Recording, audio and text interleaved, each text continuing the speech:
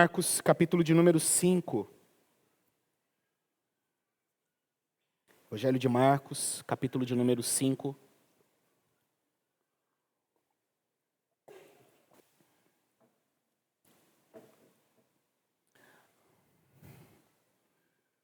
Do verso 21 em diante.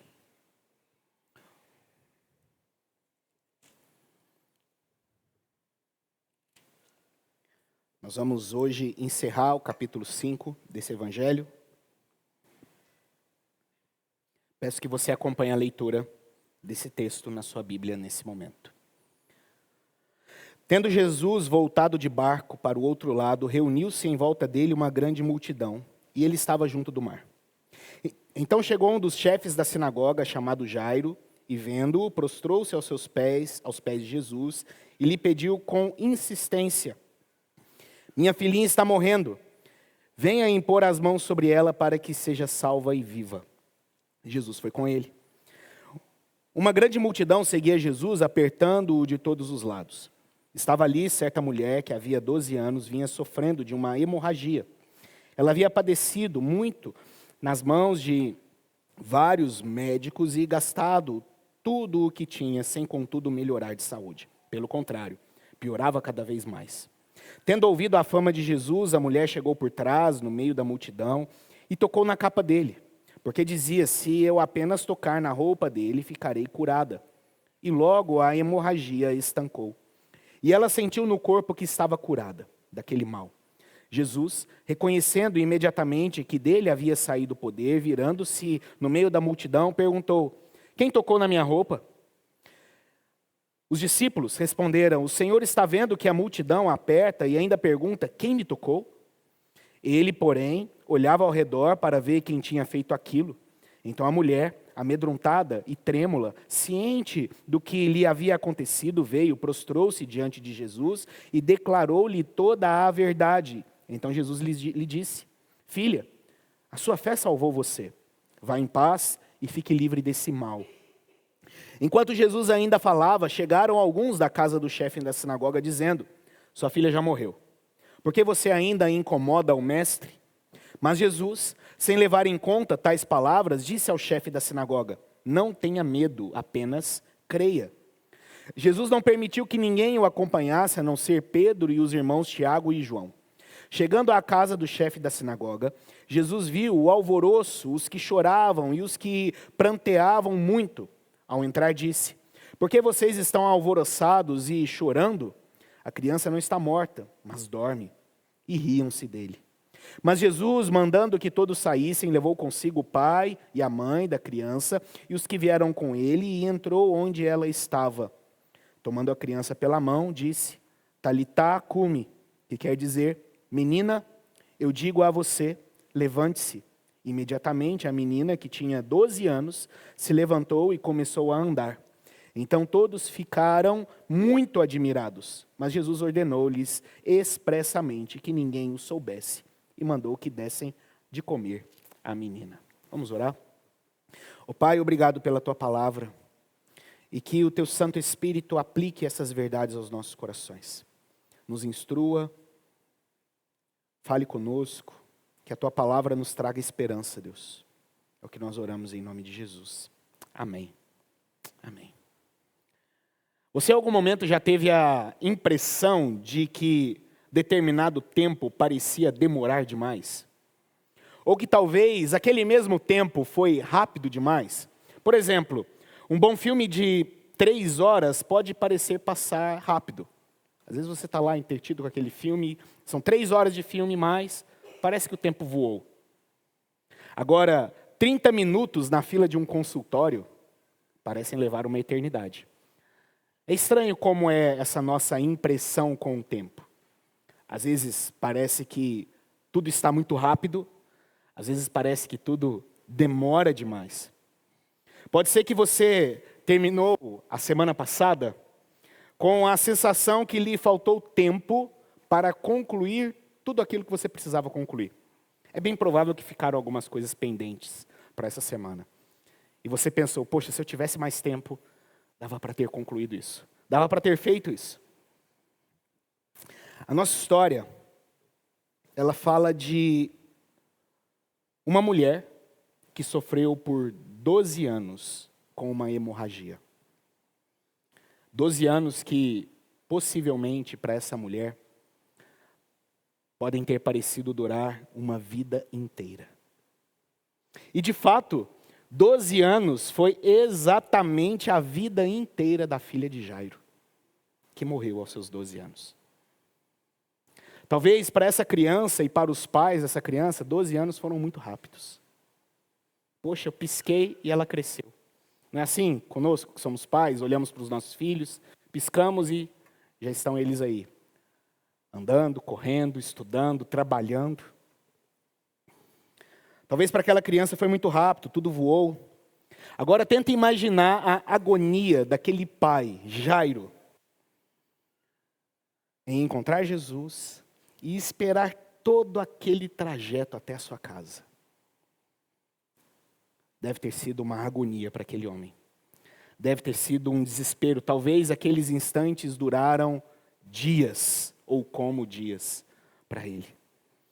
Queridos, o nosso texto ele vai nos ensinar essa noite, com essas duas histórias que nós vamos analisar.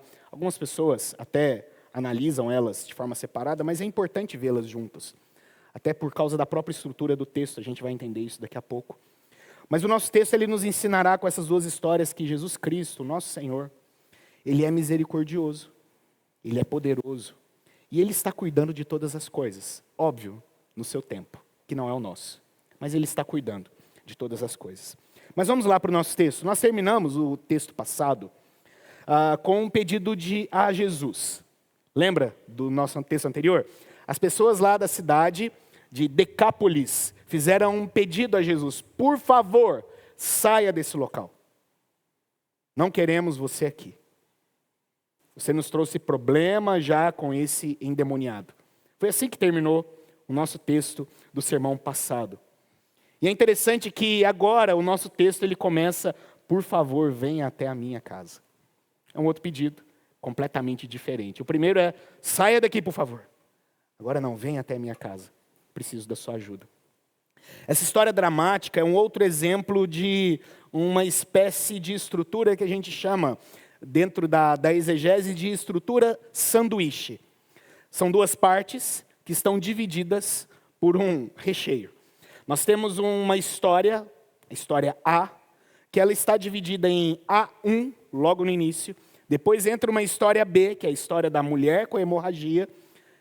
E depois nós temos a continuidade da história A, que a gente chama de A2. Então é uma estrutura de sanduíche. Uma história, uma outra história entra no meio, e depois essa história que começou, ela vai terminar e vai se concluir depois. A história de Jairo, ela vai do verso 21 ao 24 e depois 35 em diante, até o 43. E ela é interrompida no verso 25 pela história da mulher com a hemorragia de sangue. E é importante ver essas duas histórias juntas. Por quê? Porque a história do meio, a história da mulher, ela nos fornece questões importantes para o entendimento das duas histórias.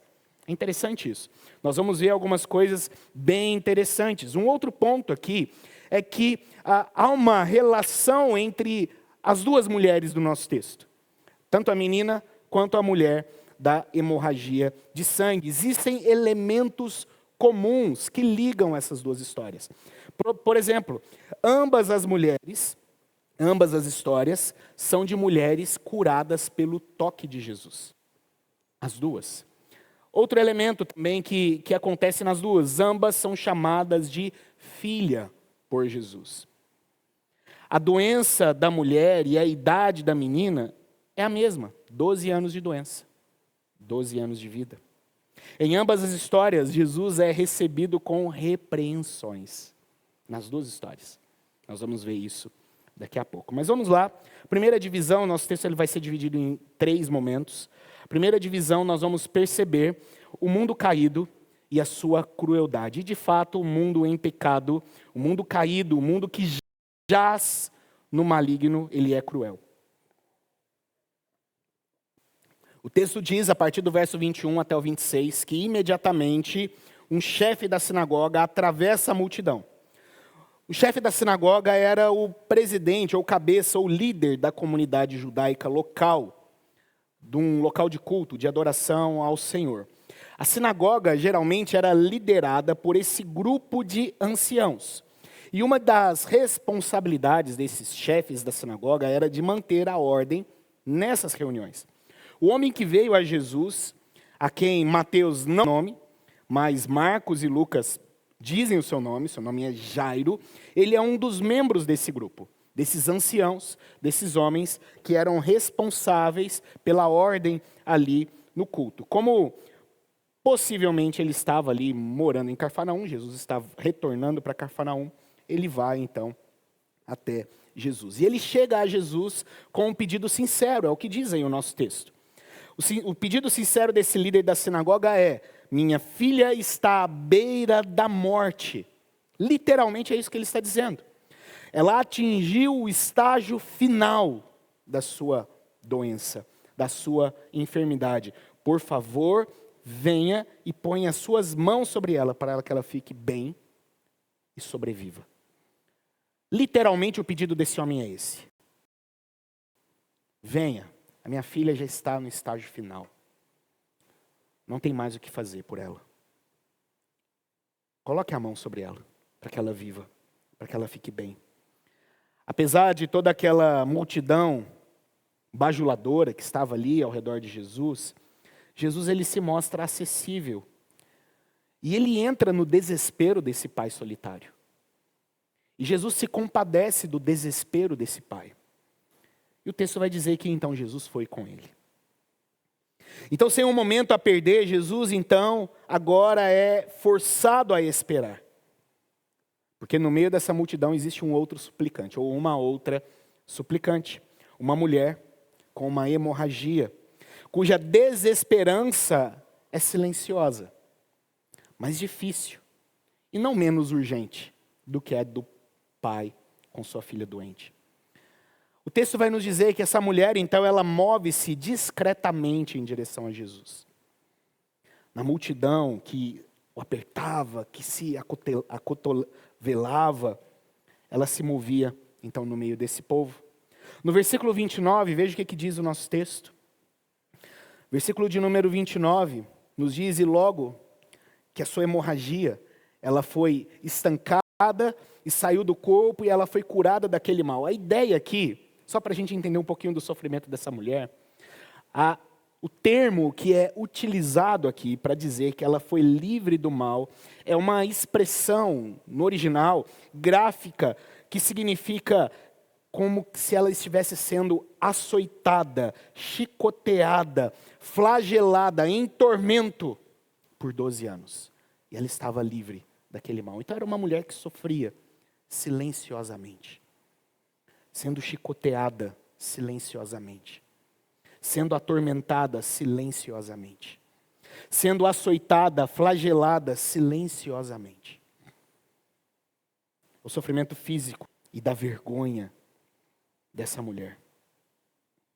O versículo de número 26 descreve então a condição. Diz que ela tem um fluxo de sangue, tendo sofrido com muitos médicos, tendo esgotado toda a sua riqueza e não tendo melhorado em nada. Pelo contrário, o texto diz que ela só piorava. A sua situação ficava cada vez mais triste, cada vez mais complicada. Ao voltar da viagem do Mar da Galileia, Jesus já se depara com esse homem, sua filha, como Lucas vai nos dizer, sua única filha, que estava à beira da morte. Nota que é um ancião. Os chefes das sinagogas eram anciãos. E ele tem uma filha jovem, uma criança ainda, de 12 anos. É bem possível que esses pais tiveram dificuldades em ter filhos. Era uma filha jovem, ele já era ancião, e era a sua única filha. Por 12 anos, talvez nutriam a esperança de ver aquela menina crescer. Pode ser que, ao ver a filha doente, Jairo se lembra de um rabino que ensinava, curava. E ele pergunta aonde ele está? E diziam a ele, está do outro lado do lago. Tenta imaginar o desespero desse homem. Talvez ali, à beira do lago, à espera do retorno do barquinho de Jesus. E quando Jesus aparece, ele diz, vem comigo, por favor. Minha filha está à beira da morte. Mas a esperança desse homem é interrompida. Imagina a agonia desse pai. Ao ver uma mulher interrompendo, moça, agora não é a hora, por favor. Minha filha está doente, está prestes a morrer. Mas ao mesmo tempo, pelos mesmos 12 anos, aquela mulher sofria silenciosamente. Por uma hemorragia, quem sabe por um parto mal sucedido, nós não sabemos, não nos é informado aqui o motivo da sua hemorragia. Mas essa sua condição atirava as esperanças, tirava o seu dinheiro, tirava o seu tempo. Essa mulher era cerimonialmente impura, porque a lei de Deus, de acordo com a Torá, uma mulher era impura por 7 dias após o seu período menstrual. Está na Torá. Mas se ela tivesse um problema ginecológico prolongado, que prolongava o seu fluxo, essa mulher permanecia impura durante toda a duração da sua doença. Por 12 anos. Essa mulher era considerada cerimonialmente impura. Ela não podia entrar no templo para adorar o seu Deus. Ela não podia encostar em pessoas. Ela nem sequer podia conversar com pessoas. E as pessoas ao seu redor não podem ajudá-la. Nem a ela, nem a Jairo. O problema dessas duas mulheres aqui está além da capacidade da medicina. Uma está para morrer, a outra já tentou várias coisas e não resolveu o seu problema. E alguns que estavam ali ao redor só pioravam. Jairo está lá, chega um, olha, sua filha já morreu, deixa Jesus em paz. Esse é jeito de falar com um pai que está agoniado. Queridos, o mundo caído é cruel. E nós estamos habituados e vivemos. E precisamos aprender a viver nesse mundo cruel. Nesse mundo corrompido pelo pecado. Que enfrenta doenças que a medicina não tem resposta. Que enfrenta perdas que às vezes deixam os nossos corações quase que inconsoláveis. O mundo caído é cruel. Mas há esperança. Verso 27 em diante, até o 36. A esperança e a misericórdia que são recebidas pela fé em Jesus. O texto continua, graças a Deus por isso. Na continuidade, nós iremos ver que Jesus não é indiferente ao sofrimento desse mundo cruel. Jesus não é indiferente. Jesus é interrompido, mas ele não se irrita. Assim como ele se compadeceu de um pai aflito, ele também se compadece de uma mulher e chama essa mulher de filha. Ela não é uma qualquer. Ela não é alguém que simplesmente está interrompendo o caminho de Jesus, não. A mulher pode ter se aproximado de Jesus com uma intenção, talvez ali, misturada com superstição. Alguns vão entender isso, que ela tinha uma espécie de superstição, de encostar, seu encosto e tal. Pode ser que, ao mesmo tempo, essa superstição acompanhava de uma fé verdadeira, porque ela ouviu falar sobre Jesus, e ela ouviu falar sobre o poder milagroso de Jesus. Talvez ela viu em Jesus um representante de Deus. Se eu tocar, eu ficarei curada. Marcos não faz, é interessante, Marcos não faz nenhum julgamento sobre a ortodoxia, sobre a teologia dessa mulher. Ou a falta de teologia dessa mulher. Marcos não a julga. Em vez disso, ele relata que ela faz a única e mais importante coisa para um discípulo de Cristo. Ela ouviu, ela veio, ela tocou. Agir de acordo com o que se ouve sobre Jesus é sempre, em Marcos, um sinal de um discípulo. Ouviu e agiu diante do que ouviu. É um sinal de discipulado registrado em Marcos. Em contraste marcante com a sua deplorável situação, Marcos narra o resultado de sua ação de forma concreta. Imediatamente, após o toque, ela foi curada. O fluxo de sangue acaba. Assim como na história do homem da mão ressequida, ao levar a sua enfermidade a Jesus, ela é curada. 12 anos de vergonha e frustração são resolvidos em um toque momentâneo de Cristo. São resolvidos, são tratados. A sua fé, ainda que não fosse a causa básica da cura, ela foi o canal pela qual a cura havia sido realizada em sua vida e em seu coração. Aliás, a fé é um instrumento dado a nós por Deus para ser usado pelo próprio Deus para nos alcançar com sua graça e com a sua misericórdia. E é justamente isso, queridos, que Jesus requer também de Jairo. A notícia chega. Jairo, sua filha já morreu. Deixa Jesus em paz. Qual a resposta de Jesus para Jairo? Não tenha medo. Crê somente. Jairo, fica tranquilo. Eu estou com você. Vamos lá. Esse texto nos ensina, queridos, sobre a esperança e sobre a misericórdia que eu e você recebemos através da fé em Cristo Jesus. Mas há uma parte final. Verso 37 a 42. Nós temos o poder vencedor de Cristo. Seria estranho Jesus se mostrar aqui compadecendo dessas pessoas e ele mesmo não ter poder para transformá-las. Mas Jesus tem poder para transformá-las, sim. E é o que ele faz, é o que nós percebemos. Jesus não somente nos chama a ter esperança, ele se compadece do nosso sofrimento. Mas ele também é poderoso para agir em face ao meu e ao seu sofrimento. Queridos, Jesus já deu, até aqui, na nossa leitura, no Evangelho de Marcos, inúmeras demonstrações maravilhosas do seu poder. Foram várias. Porém, agora nós nos deparamos com uma das situações mais difíceis até o momento. A mulher foi curada. Agora, vamos, Jairo, vamos seguir o caminho. A notícia desesperadora chega, Jesus acalma esse homem. Jairo, não fique com medo. Creia somente. E este é o desafio diante de Jairo agora, queridos. E é o desafio diante de todos que se encontram e que se encontraram com Jesus. Acreditar apenas. É o nosso desafio todos os dias. Crer somente.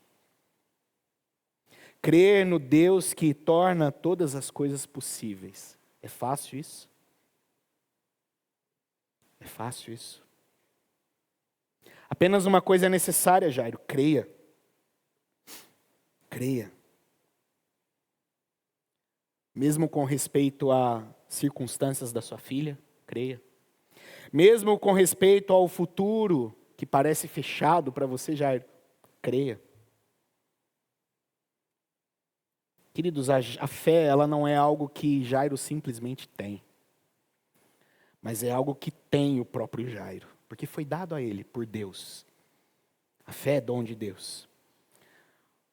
Jesus, o texto diz que chama Pedro, Tiago, João. Veja, Jesus não quer holofotes. Não quer. Ele sabe que ainda não é a hora de todos saberem tudo sobre ele. Não é a hora ainda. Por isso ele chama os três, pai e mãe. O restante, saia da casa. Jesus não quer holofotes. Eles entram na casa, eles se dirigem até o quarto. As pessoas que estavam ali chorando a morte da menina passam a zombar deles. A menina já morreu, são malucos de achar que podem fazer alguma coisa. Aliás, queridos, Jesus está indo enfrentar a morte. Pela primeira vez, Jesus está indo enfrentar a morte. E esse é o grande inimigo. E a morte precisa ser vista por nós assim, como uma grande inimiga. Ela é o inimigo que, de alguma forma, todos nós já vimos e um dia enfrentaremos. Talvez na cabeça dos zombadores, e quem sabe dos 3 discípulos ali, pai, mãe, não sei, pensassem: ninguém consegue vencer a morte. Ninguém consegue. Ninguém tem poder para vencer a morte. Assim como a mulher hemorrágica, nosso texto continua: mão e boca, contato físico e palavra falada levantam a criança. Talitá cumi. Menina, eu te ordeno, levante-se. A nossa tradução, ela parece um tanto quanto séria.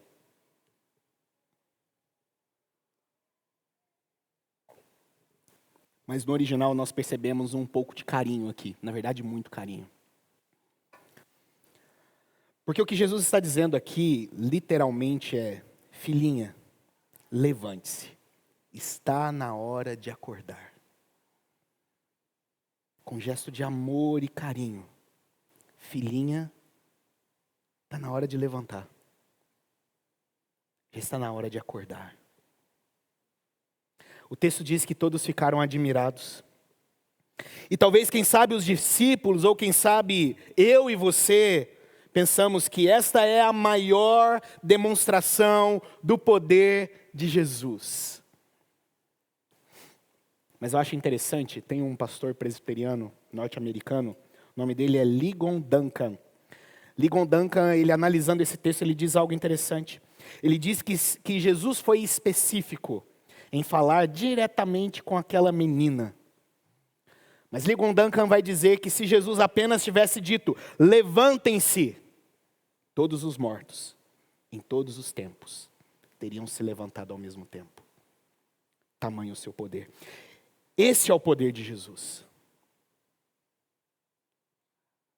Ressuscitar aquela menina foi apenas uma demonstração, uma pequena expressão do seu poder, não o máximo do seu poder.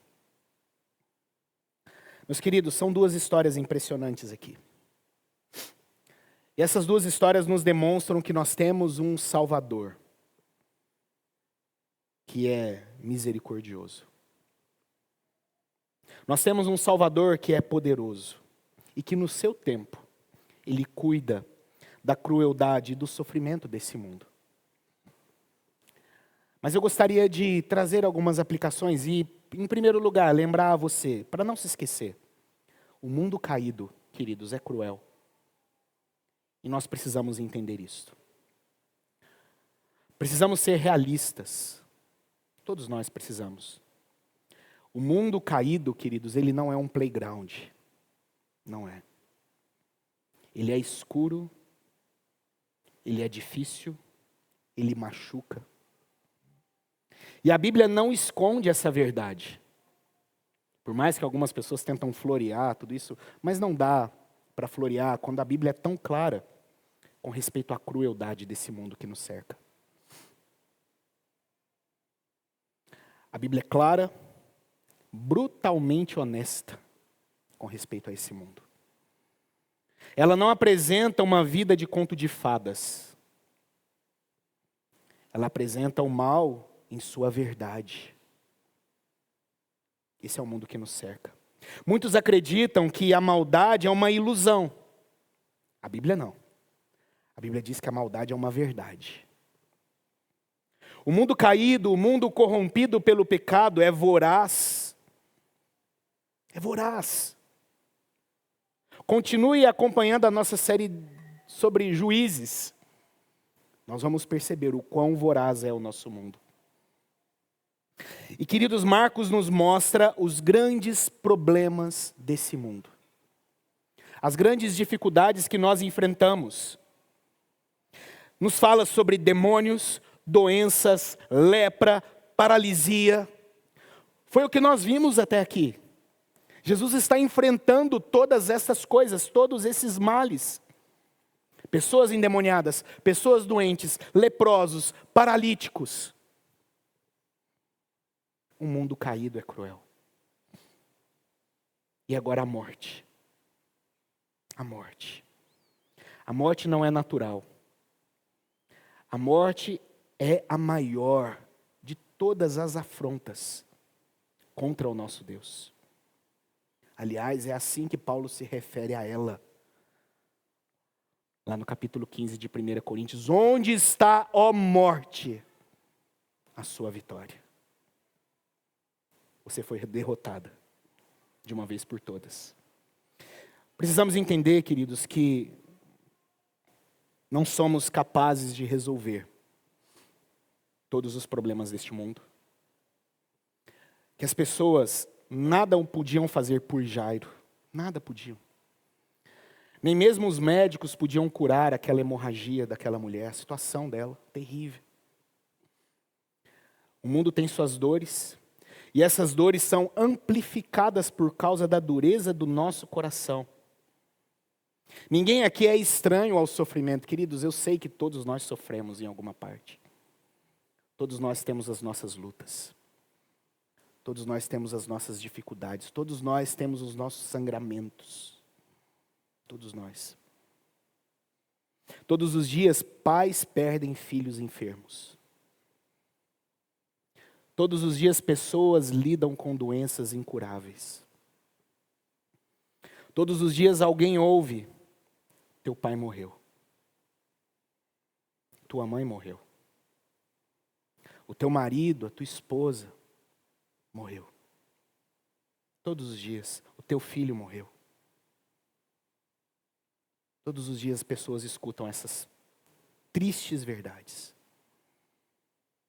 Esse é o mundo que nós vivemos. Esse é um mundo desajustado, que não funciona da maneira que ele foi criado para funcionar.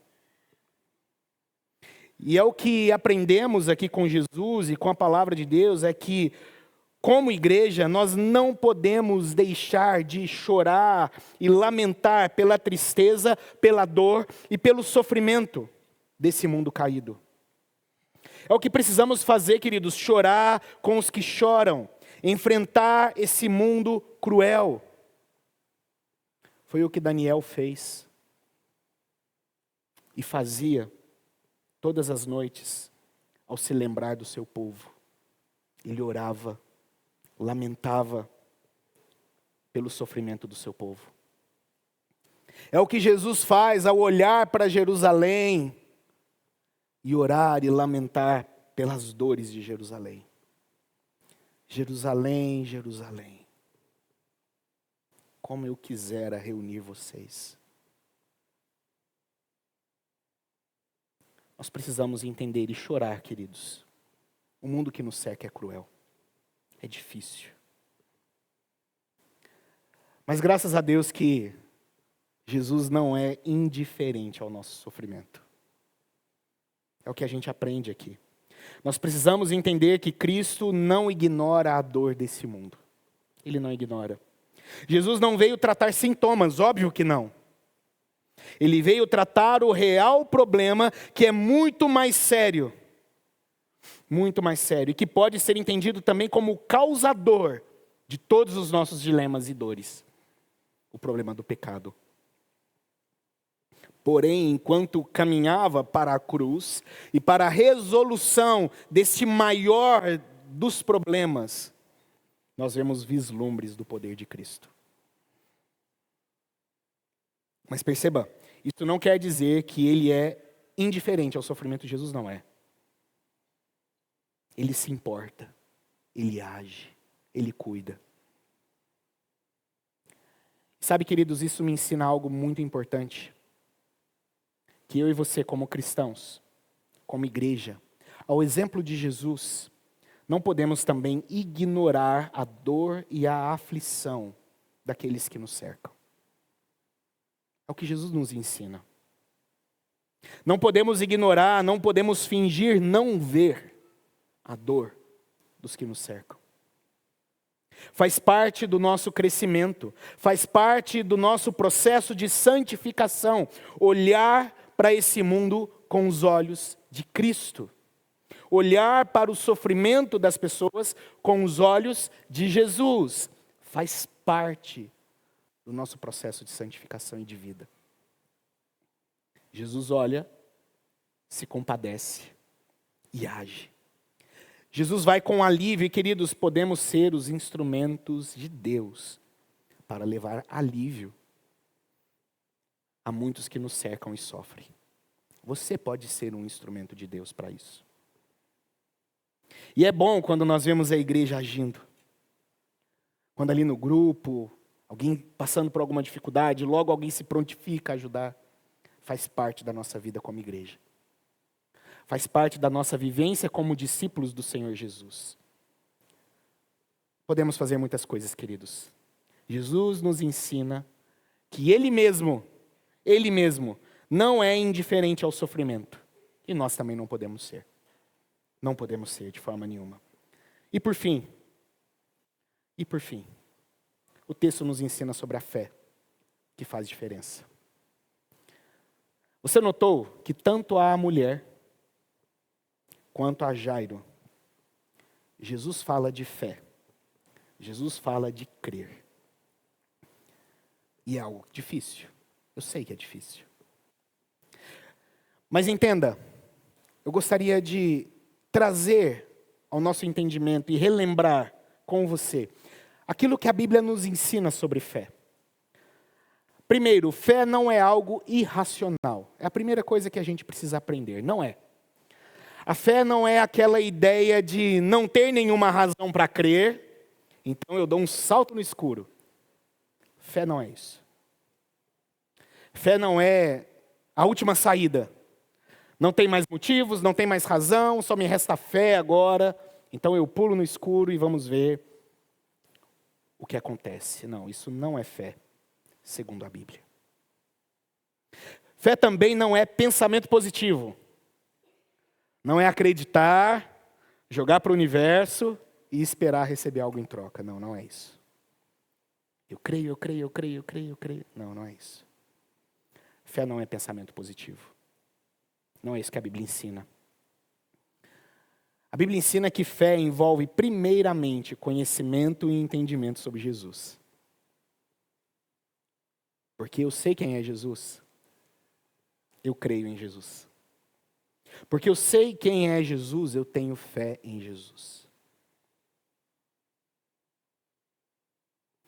Então a fé primeiramente é esse entendimento de quem é Cristo.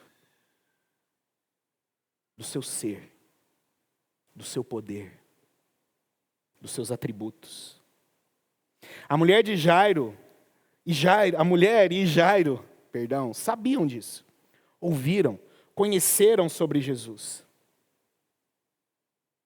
Mas em segundo também, a fé envolve também crer que aquela informação, aquilo que você sabe é verdadeiro. Você sabe que Deus é santo. Mas você vive crendo que Deus é santo? Você sabe que Deus é justo, mas você vive crendo na justiça de Deus?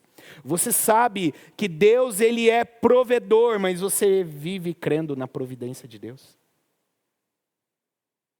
Fé envolve o entendimento daquilo que sabemos sobre Jesus, que aquilo é verdadeiro. Perceba, Jairo recebe a notícia de que a menina está morta, mas a sua fé em Cristo é verdadeira. Ao ponto que ele acompanha Jesus e ele está disposto a encarar a morte da sua filha e confiar nas palavras de Jesus dizendo: Jairo, ela está só dormindo. Jairo enfrenta. Aquela mulher, ela está disposta a sentir vergonha, a se arriscar e a encostar em Cristo Jesus, porque ela ouviu sobre Ele. E ela crê que aquilo que ela ouviu sobre Ele é verdadeiro. E ela vai. Queridos, biblicamente a fé não é a base para a transformação. Ela não é a base para a salvação. Tudo isso só pode ser feito tendo como base a graça de Jesus, a misericórdia de Jesus. Porém, a fé, ela serve como um instrumento pela qual essa graça, essa misericórdia, ela é recebida pelo povo de Deus. Ela é recebida pelos discípulos de Cristo. Ela é um instrumento que Deus nos dá e Ele mesmo nos dá para que ela seja um instrumento da sua graça. Isso é fé. Isso é fé. E é a fé que o texto, a história de hoje, nos chama a depositar em Cristo. Você conhece Jesus? Você crê que aquilo que você conhece sobre Jesus é verdadeiro? Creia nele. Creia nele.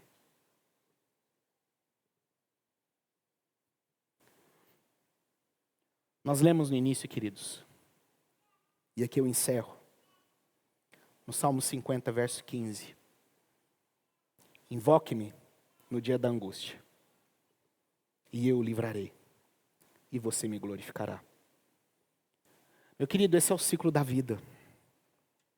Temos angústias, temos dificuldades, nós temos sofrimentos, invocamos o Senhor, Ele nos livra. E nós devemos voltar em agradecimento a Ele. Mas não podemos nos esquecer que esse não é o grande e real motivo para a encarnação do Filho de Deus. Jesus não veio aqui, queridos, para sarar doenças. Não veio. Ele não veio aqui para aliviar dores. Não veio. Naquele mesmo dia, possivelmente, outras meninas ficaram doentes. Naquele mesmo dia, possivelmente, outras mulheres não foram curadas. Esse não é o objetivo de Jesus, curar todas as doenças. Livrar você de todas as suas dores. E por mais que a cura e a ressurreição da filha de Jairo sejam impressionantes, quero te contar algo. Não é o foco da nossa história. Não é o ponto central aqui do nosso texto. O ponto central aqui é muito mais que Jesus curando e livrando pessoas. O ponto central aqui é Jesus restabelecendo relacionamentos com aqueles que são deles. De verdade. Por quê? Há algo de semelhante entre essas duas mulheres que eu ainda não te contei.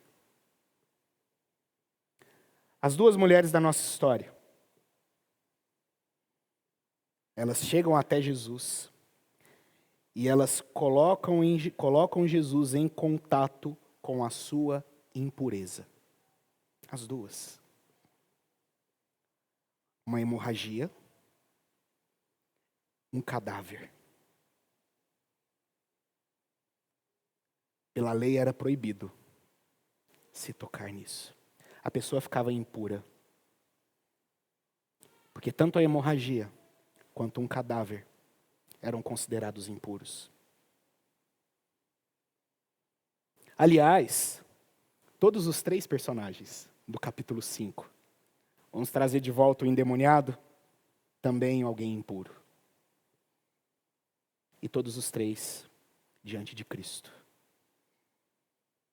Todos os três transferem sua impureza para Jesus. Aliás, é o que foi profetizado sobre ele, que ele levaria sobre si todas as nossas dores, todas as nossas enfermidades. Que o castigo que nos traz a paz cai sobre ele. E que pelas suas pisaduras nós fomos sarados. Esses três transferem a Cristo a sua impureza, enquanto Jesus concede a eles a inteireza purificadora de Deus. Esse é o foco da nossa história. O endemoniado Gerazeno, a mulher menstruada e Jairo encontram esperança em Jesus, quando todas as esperanças humanas estão esgotadas. E muito mais do que uma cura e uma ressurreição, é Jesus purificando essas vidas. E assumindo sobre o seu próprio corpo, e levando até a cruz as impurezas dessas duas, e as nossas. Queridos, é por isso que nós nos reunimos aqui todos os domingos, para reconhecer publicamente isso, que diante desse mundo desordenado, que o Senhor Jesus nos livrou da nossa impureza. Por isso nós o glorificamos. Por isso nós o louvamos. Ele é o Senhor da misericórdia. Ele é o Deus da purificação. Ele é o Senhor que nos lava e nos purifica de toda a nossa imundícia. Toda a nossa imundícia. Então, conhecendo isso sobre Jesus, queridos, eu digo a vocês aquilo que Jesus nos diz. Creia somente. Descanse nele. Confie nele. Em nome de Jesus. Feche seus olhos e vamos orar.